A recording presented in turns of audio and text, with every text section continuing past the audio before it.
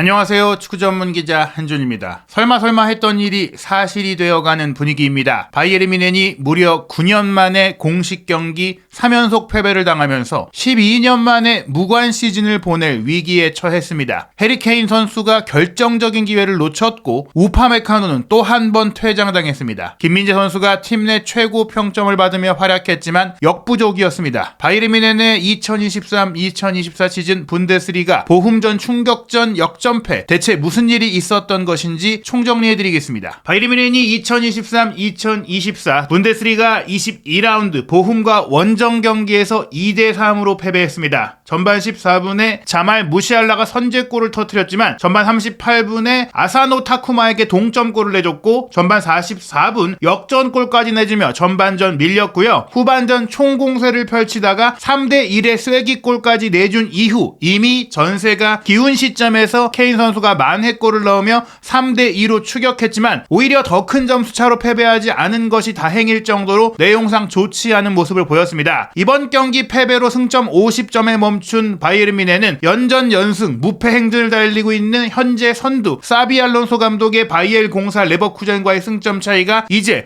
8점까지 벌어졌습니다. 즉 레버쿠젠이 앞으로 2경기를 더 진다고 하더라도 바이에른 뮌헨이 남은 경기를 모두 이기더라도 역전할 수 없는, 뒤집기가 불가능한 정말 큰 열세로 인해 사실상 분데스리가 우승이 좌절에 가까운 상황이라고 볼 수 있겠는데요. 이미 DFB 포칼에서 충격적인 조기 탈락을 경험한 바이에른 뮌헨은 한 수 아래로 여겨졌던 이탈리아 클럽 라치오와 2023-2024 UEFA 챔피언스리그 16강 1차전 원정 경기까지도 0대1로 패배했기 때문에 레버쿠젠전 0대3 완패에 이은 공식 경기 3연속 패배, 무려 9년 만에 공식 경기 3연속 패배를 당했습니다. 게다가 분데스리가 내에서의 2연패조차도 2019년 12월 이후 거의 4년여 만에 당한 2연속 패배인데요. 이로 인해 앞으로 있을 23라운드 경기 먼저 경기를 치를 레버쿠젠이 승리할 경우에는 바이에른이 기록하고 있던 분데스리가 최다 연속 무패 기록을 가져갈 뿐만 아니라 승점 차이를 무려 11점까지 벌릴 수 있기 때문에 이제는 정말로 바이에른이 무관을 받아들여야 할 상황이 될 수 있다, 이렇게 내다보고 있습니다. 세계적인 통계 매체인 옵타에서 운영하고 있는 디 애널리스트가 슈퍼컴퓨터를 통해 만회 이상 시뮬레이션을 통해 예측한 올 시즌 분데스리가 우승 확률에서 이제 레버쿠젠의 가능성이 무려 89.8%, 90%에 육박하고 있기 때문에 뒤집기의 가능성이 거의 없다고 보고 있고요. 바이에른 뮌헨의 우승 확률은 10.9%, 즉 바이에른이 우승 못할 가능성을 90%라고 봐야 한다. 현실적으로 현재의 객관적 전력에서 바이에른 뮌헨이 챔피언스리그 우승을 이루기 어렵다는 점을 감안한다면 올 시즌 바이에른은 빈손으로 시즌을 마칠 가능성이 매우 높습니다. 말씀드린 대로 레버쿠젠은 22라운드 경기도 승리를 했기 때문에 현재까지 치른 공식 경기 28승 4무 32연속 무패를 기록하면서 2019년부터 2020년 사이 한지 플릭 감독 체제에서 트래블을 달성했던 바이에른 뮌헨의 분데스리가 클럽 최다 연속 공식 경기 무패 기록과 타이를 이뤘고, 이제 레버쿠젠이 한 경기만 더 지지 않으면 33경기의 신기록을 세우게 되는 상황인데요. 게다가 현재 리그 11위에 올라있는 보훔 같은 경우에는 예상 순위가 또 가장 높은 게 10위나 11위예요. 18개 팀으로 구성된 분데스리가에서 중위권도 채우기 어려운 보훔이고, 무엇보다 전반기에 바이에른 뮌헨이 보훔을 상대로 무려 7대0의 대승을 거뒀거든요. 최근 15년 사이에 당한 보훔전 두 번째 패배일 정도로 보훔은 바이에른 뮌헨이 쉽게 잡아왔던 팀인데 이번 경기 선제골을 넣고도 패배했다. 대체 어떤 경기를 펼쳤길래 그랬던 것인지 세부 기록부터 살펴보면 보훔이 3대2로 이기긴 했지만 기대 득점은 바이에른 뮌헨이 더 높았습니다. 보훔 같은 경우에는 1.65 기대골을 통해서 실제 득점 기회보다 더 많은 골을 효과적으로 성공시켰고, 바이에른 뮌헨의 기대 득점은 3.35골이니까 최소한 3골 내지 4골 정도를 넣었어야 할 내용이었다. 슈팅 숫자도 바이에른 뮌헨이 무려 27개나 때렸는데 보훔은 13개에 불과했고 유효 슈팅도 10대 4였습니다. 이 과정 속에 빅찬스를 바이에른 뮌헨이 무려 4개나 만들었는데 그 빅찬스 4개 중에 3개를 놓쳤고, 무엇보다 현재 분데스리가 득점 1위이자 유럽 5대 리그에서 가장 많은 골을 넣고 있는 케인이 계속해서 부진한 모습을 보이고 있어요. 레버쿠젠전 무득점, 그리고 라치오전 무득점에 이어 이번 경기는 골을 넣긴 했지만 더 넣었어야 했던 있었던 확실한 기회를 놓치는 최악의 부진을 이어갔는데요. 반면에 보훔 같은 경우에는 3차례 빅찬스 중에 2골을 성공시켰고 2차례의 역습 공격 중에 또 1차례를 슈팅과 득점으로 연결하면서 효과적이고 신속한 축구, 무엇보다 골키퍼도 7번의 선방을 기록할 정도로 바이에른 뮌헨을 상대로 약팀이 강팀을 잡는 법을 확실히 보여줬다고 할 수 있겠습니다. 게다가 중요했던 것이 바이에른 뮌헨이 경기 공격 위협도에서 내내 앞서긴 했지만 보훔 역시 역습 공격을 펼칠 때마다 매우 공격 위협도가 치솟는 모습을 보였어요. 즉 행운의 골이 아니라 한 번 공격을 나서더라도 확실하게 바이에른 뮌헨 수비의 문제를 공략했다라는 것들을 볼 수 있고, 또 전반전에 선제골을 넣고 나서 어떻게 보면 바이에른의 공격 위협도가 스스로 줄어들었던 부분들, 어떻게 보면 좀 안도했고 방심했고 느슨해졌던 부분들을 보훔이 공략하면서 연달아서 동점골과 역전골을 터뜨렸던 이 집중력 역시 굉장히 주목할 만한 부분이라고 할 수 있겠습니다. 이 타임라인을 보시면 바이에른 뮌헨 입장에서는 억울할 수 있었던 게 전반 14분에 무시알라의 선제골 이후에 전반 33분에 우파메카노 선수가 이 마즈라위 선수의 갑작스러운 부상으로 인해 교체 투입되면서 수비 라인의 전열이 조금 흐트러졌던 부분들이 있고요. 또 이날 경기에 관중석에서 테니스공이 날아오면서 경기가 조금 지연되고 중단됐던 부분들이 어떻게 보면 조금은 바이에른 선수들에게 집중력의 문제를 야기했을 수도 있지만, 이런 부분들은 보훔 선수들에게도 마찬가지였다. 결국에는 경기 집중력을 유지하지 못한 것을 관중의 탓으로 돌릴 게 아니라 스스로를 돌아봐야 한다고 볼 수 있겠습니다. 말씀드린 대로 전반전에 연달아서 동점골 역전골을 넣었던 보훔이고, 또 교체로 들어온 우파메카노가 들어오자마자 6분 만에 경고 한 장을 받게 됐었는데, 후반전에 본인의 명확한 팔꿈치 가격 상황으로 인해 두 번째 경고를 받으면서 페널티킥을 내주고 추가골까지 내주게 됐던 것이 이날 경기를 뒤집기 어려웠던 상황 중에 하나였다고 볼 수 있겠습니다. 주중에 라치오와 챔피언스리그 16강 1차전 원정 경기가 있었기 때문에 바이에른 뮌헨은 이번 경기 조금의 로테이션을 가동했거든요. 최전방 공격수로 헤리 케인이 배치됐고, 왼쪽에 무시알라, 오른쪽에 사네 선수가 휴식을 취하면서 윌러가 배치됐고, 또 공격형 미드필더 세컨드 스트라이커 자리로 에릭 막심 슈퍼모탱 선수가 선발 출전을 했거든요. 그리고 두 명의 중요한 미드필더로도 라치오와의 경기라든지 레버쿠젠과의 경기 등 최근의 중요한 경기들에서 조금은 로테이션 멤버로 밀려났던 베테랑 선수들이죠. 고레츠카와 키미히가 투볼란치로 선발 출전했고, 포백라인의 왼쪽에는 하파엘 게헤이루, 오른쪽에 마즈라위, 두 명의 센터백 조합으로 김민재와 더리우트가 구성이 됐고, 이번 경기는 에릭 다이어와 우파메카노가 벤치에 대기했는데요. 말씀드린 대로 마즈라위 선수가 부상으로 빠지게 되면서 급히 우파메카노가 투입되면서 사실상 김민재, 더리우트, 우파메카노가 3백에 가깝게 경기를 했는데, 이 과정 속에서 수비 조직의 안정성이 떨어졌고, 우파메카노가 퇴장당한 이후에는 에릭 다이어가 들어왔는데 역시나 다이어 역시 이렇다 할 인상적인 플레이를 보이지 못하면서 공수 양면에 걸쳐서 바이에른 뮌헨이 부진한 플레이를 펼쳤습니다. 이날 경기 보훔 같은 경우에는 일본 대표 공격수 아사노 타쿠마가 오른쪽 측면 공격수로 선발 출전했는데요. 결정적인 득점을 올리면서 지난 아시안컵에서의 부진을 털어냈고, 또 수비수인 케벤 슈틀러트백 선수 같은 경우에는 압도적인 높이를 활용해서 세트피스 공격이라든지 혹은 역습 공격 상황마다 본인이 이제 타워 역할을 해주면서 계속해서 위협적인 고공 공격과 헤더 패스와 헤더 슈팅을 통해서 바이에른 뮌헨 수비를 흔들었습니다. 그리고 날카로운 왼발 슈팅력을 갖고 있는 케빈 슈테거 선수 역시 세트피스 상황이라든지 역습 공격 상황에서 날카로운 크로스를 통해서 바이에른 뮌헨을 흔들어 놨는데요. 이날 경기 평점에 있어서는 바이에른 뮌헨에서 선제골을 넣었던 무시알라가 8.7점으로 가장 높은 점수를 받았고, 또 김민재 선수가 바이에른 선수 중에는 그 다음으로 높은 7.5점을 받았습니다. 주목할 것이 바이에른 뮌헨이 무려 3골을 내주면서 패배했음에도 불구하고 김민재 선수가 팀 내 두 번째로 높은 평점이자 수비라인 최고 평점을 받았다는 것은 김민재 선수에게 이날 경기 패배의 책임이 없다라고도 할 수 있는 부분인데요. 실제로 독일의 대중지인 빌트의 평점을 보시면 김민재 선수가 득점을 기록한 무시알라라든지 골키퍼 노이어, 그리고 왼쪽 풀백 게헤이루 등과 더불어서 평점 4점으로 팀 내 가장 높은 점수를 받았습니다. 독일 매체의 평점은 평점 1점이 최고점이고 평점 6점이 최하점인데요. 슈퍼모텐과 키미히 선수가 평점 6점으로 최악의 평가를 받았고, 케인 역시 득점을 기록했음에도 불구하고 평점 5점으로 역시 이날 경기 부진을 지적받았습니다. 이날 경기 김민재 선수의 세부 기록을 살펴보면 왼쪽 측면 수비와 왼쪽 중앙지역 수비는 물론이고 오른쪽 부근까지도 커버하면서 자신의 역할을 충분히 잘해줬어요. 90분 풀타임을 소화하면서 클리어링 1차례, 슈팅 블로킹을 무려 3차례나 기록했고, 가로채기 2회, 태클 4회를 기록하는 등 수비적으로 거의 모든 기술을 선보였습니다. 게다가 지상 경합 상황에서는 6번 중에 4번이나 승리를 했고 9번의 공중볼 경합 중에서도 6번이나 승리를 했습니다. 굉장히 안정적인 수비를 펼쳤고 패스 성공률도 88%, 여기에 키패스까지도 2개를 연결했고 7번의 롱패스 중에 6개를 정확하게 연결할 정도로 빌드업과 대인 수비 모두 좋은 모습을 보였음에도 3골을 내릴 수밖에 없었다. 이 과정에는 라치오전도 퇴장당했고 이번 경기도 퇴장당한 우파메카노 선수의 경기력이 크게 떨어진 것도 영향을 미쳤는데요. 이날 마즈라이 선수가 부상으로 빠졌기 때문에 우파메카노가 사실상 포백의 오른쪽 풀백으로 본인의 익숙한 역할을 맡지 못했던 것도 있지만, 그렇다고 하더라도 지상경합 4번 중에 1번도 이기지 못했고 공중볼 경합도 한 번 중에 이기지 못하는 경합 승률 0%라는 충격적인 기록을 남겼고요. 패스 성공률도 82%에 불과하는 등 이날 경기는 올 시즌 최악의 플레이를 펼쳤다고 해도 과언이 아닌 우파메카노였습니다. 분명 부상 이후 경기력이 떨어진 모습이었는데요. 이날 경기 주요 장면을 살펴보면 우선 전반 14분 말씀드린 대로 바이에른 뮌헨이 선제골을 기록하면서 쉽게 경기를 풀어가는 것 같았어요. 고레츠카의 패스를 받은 무시알라가 문전 우측에서 수비가 밀집된 상황이고 골키퍼가 자리를 잡았음에도 불구하고 강력하고 정확한 오른발 슈팅을 골문 상단으로 골대의 지붕 쪽을 노리고 때려 넣으면서 앞서갔습니다. 그리고 전반 19분에는 무시알라가 기가 막힌 트리벨라 패스, 오른발 아웃프런트 스루 패스를 배후 공간으로 찔러 넣었고 케인 선수가 골키퍼와 쉽게 1대1 기회를 맞이했는데 여기서 황당한 정말 빅찬 스미스 허공으로 슈팅을 날리는 말도 안 되는 기회를 놓치고 말았죠. 여기서 성공했다면 사실 바이에른 뮌헨이 쉽게 2대0으로 가져가면서 경기를 더 여유롭게 풀어갈 수 있었는데요. 이 실축 이후, 이 빅찬 스미스 이후에 전반 33분 마즈라이가 부상으로 빠지고 우파메카노가 들어오면서 수비의 전열이 조금은 흔들렸고요. 38분 로실라의 스루 패스를 받은 아사노 타쿠마가 김민재 선수가 전진한 가운데 그 뒷공간을 잘 노렸습니다. 아사노 선수가 사실상 2대1 패스를 주고받는 상황이었었는데요. 중앙 미드필드 라인에서 고레츠카 선수의 수비 커버가 좋지 않았던 것도 있지만 김민재 선수 역시 상대 지점까지 넘어 올라와서 아사노의 공을 미리 뺏으려고 하다가 그 뒷공간을 내줬고 열심히 쫓아가 봤지만 결국에는 훨씬 더 앞서서 출발했던 아사노를 따라잡지 못했고요. 더리우트가 끝까지 쫓아가서 막아보려고 했지만 아사노의 슈팅이 더 빨랐고 아사노가 골키퍼와의 1대1 상황에서 골문 구석을 정확하게 노리면서 동점골을 넣었습니다. 그리고 전반 44분에는 코너킥 상황에서 슈테고의 왼발 코너킥을 수비수인 슐로터백이 강력한 헤더 슈팅으로 마무리하면서 2대1로 역전했는데요. 이런 가운데 후반전에는 72분 보훔의 아제이 선수의 롱스로인을 수비수인 슐로터백이 역시나 공격에 가담한 상태에서 헤더로 떨궈주면서 위협적인 상황이 있었는데 여기서는 다행히 노이어 골키퍼가 이 공을 놓쳤지만 김민재 선수가 골대 앞에서 걷어내면서 추가 실점 위기를 넘겼습니다. 하지만 이러한 김민재 선수의 선방에도 불구하고 76분 슈테거 선수가 왼쪽 측면에서 크로스를 올렸을 때 이번에도 슐로터백이 공격에 가담한 상황이었는데요. 우파메카노 선수가 함께 경합하면서 뛰어 올라서 본인이 헤더를 먼저 처리하긴 했지만 팔꿈치를 높이 들었어요. 명확하게 부자연스러웠죠. 팔꿈치가 어깨 위로 올라오면서 슐로터백의 얼굴을 가격한 것이 포착이 됐고 여기서 두 번째 경고를 받으면서 퇴장이 선언된 것은 물론이고 페널티킥까지 선언이 됐습니다. 키커로 나선 슐로터백의 슈팅을 노이어가 건드려보긴 했지만 결국에는 골문 구석으로 빨려 들어가면서 보훔이 3대1로 앞서가게 됐는데요. 이러한 가운데 86분에는 교체에서 들어왔던 사네 선수가 문전에서 결정적인 골키퍼와의 1대1 상황을 본인의 여유있는 드리블 돌파를 통해 만들어내긴 했지만 이 왼발 슈팅이 골키퍼의 선방에 걸리면서 이 역시 빅찬 스미스가 되면서 쫓아갈 기회를 놓쳤습니다. 결국 87분에는 또 다른 교체 출전 공격수인 마티스텔 선수가 왼쪽 측면에서 두 명의 보훔 수비를 제치고 시도한 슈팅이 수비의 6탄 방어에 막힌 것을 다시 빠르게 텔 선수가 낚아채면서 밀어줬고 무인지경에 있던 케인 선수가 밀어넣으면서 3대2 추격골을 만들긴 했지만 시간이 거의 많이 남지 않은 상황이었고요. 오히려 후반 추가 시간 4분에는 보훔의 교체 출전 선수인 콰르탱 선수가 문전 왼쪽에서 시도한 슈팅 더리우트를 맞고 굴절되면서 사실은 이게 쐐기골로 4대2까지 만들 수 있는 슈팅으로 이제 흘러갔는데 노이어 선수가 정말 기적같은 반사신경으로 막아냈습니다. 이 선방이 아니었다면 말씀드린 대로 4대2가 될 수 있었기 때문에 바이에른 뮌헨이 기회를 많이 놓친 것도 있지만 경기 내용을 봤을 때는 바이에른이 패배할 만했다라고 볼 수 있겠습니다. 경기를 마친 이후 투헬 감독의 인터뷰 내용도 논란이 되고 있는데요. 투헬 감독은 이번 경기는 공정하지 않았다. 우리의 기대 득점값이 3.4골이었는데 보통 이제 득점이 될 수 있었던 기회는 4골, 5골, 6골이 될 수 있었다. 즉 경기 내용은 나쁘지 않았다. 이런 경기를 5번 정도 더 한다면 우리가 5번도 이길 수 있었던 내용이기 때문에 선수들을 비난하고 싶지 않다라고 했습니다. 다만 이러한 인터뷰가 최근 선수단을 비판했다라는 그런 그 보도들 때문에 본인이 일부러 그렇게 얘기한 게 아닌가 싶을 수도 있는데요. 최근 이제 이뤄지고 있는 경질 논란과 압박, 지금 바이에른 팬들이 경질 시위까지 하고 있는 것으로 알려졌는데 압박감 같은 것은 패배할 때 항상 발생하는 일이라고 하면서 결코 멈추지 않겠다, 노력을 멈추지 않겠다라는 말로 본인은 사임할 의지가 없다라고 밝혔습니다. 말씀드린 이 선수단 비판 논란은 바이엘 레버쿠젠과의 경기 완패 이후 라커룸에서 투헬 감독이 선수단을 비하하는 발언을 했다라는 것인데요. 독일 내에서 공신력 높은 방송사죠. 스카이스포츠 독일판의 보도에 따르면 투헬 감독이 레버쿠젠과의 경기에 패배한 이후에 너희들은 내가 생각했던 것보다 좋지 않다, 경기력이 좋지 않다, 실력이 좋지 않다, 그러니까 내가 수준이 떨어지는 너희들에게 맞춰서 적응하겠다라고 굉장히 비아냥거리고 조금 폄하하는 그런 발언을 했기 때문에 선수단의 사기가 크게 떨어졌다라는 문제가 불거졌거든요. 실제로 라치오와의 경기에서는 투헬 감독의 지시를 선수들이 따르지 않는다는 얘기까지 나왔는데요. 이러한 그 보도에 대해서 투헬 감독이 공식 기자회견에서 이 보도는 사실이 아니다라고 반박했지만 스카이스포츠는 자신들은 공정하게 취재한 보도를 한 것이다라고 반박하면서 설화가 끊이지 않고 있습니다. 하지만 여전히 바이에른 뮌헨의 CEO인 드레센 같은 경우에는 투헬 감독의 이 경질 논란, 투헬 투엘 감독이 계속 팀을 이끌게 될 것이냐라는 독일 언론의 질문에 대해서 물론이다라고 말하면서 우리가 지금 만족하지 못하고 있고 좋지 않지만 투엘 감독을 경질할 생각은 없다라고 얘기했는데요. 하지만 이탈리아 출신의 축구계의 전문 기자죠. 파브리치오 로마노는 자신의 트위터를 통해서 투엘 감독의 자리가 위험에 처해 있으며 이제 바이에른 뮌헨이 투엘의 경질에 대해서 내부 회담을 진행할 것이다. 곧 바이에른의 사장과 이사진이 회의를 통해서 투엘의 미래를 결정할 것이다라는 말을 통해서 아직 회의가 진행되지 않았기 때문에 드레센 CEO 입장에서는 이렇게 말할 수밖에 없었겠지만 이 시즌을 마치지 못한 채 투엘 감독이 경질될 가능성을 배제하지 않고 있는 상황입니다. 말씀드린 대로 바이에른 뮌헨은 오는 주말 분데스리가 23라운드 경기를 앞두고 있는데 레버쿠젠이 먼저 경기합니다. 2월 24일 토요일 새벽 4시 30분에 마인츠와의 경기를 이길 경우에는 승점 차이가 무려 11점까지 벌어지는 상황인데요. 하필이면 바이에른의 상대는 라이프치히입니다. 올 시즌 독일 슈퍼컵에서 완패를 안겼던 상대이고 결국 쉽지 않은 상대죠. 2월 25일 일요일 새벽 2시 30분에 바이에른 뮌헨이 라이프치히에 패할 경우에는 정말 우승 확률이 사실상 사라진다라고 봐야 될 것 같은데요. 과연 바이에른의 상황은 어떻게 될지 대한민국 대표 수비수인 김민재 선수가 활약하고 있기 때문에 더욱더 관심이 커지고 있는 바이에른의 역대급 최악의 시즌, 이 위기를 탈출할 수 있을지 한준TV를 통해서 최신 소식 확인하시기 바랍니다.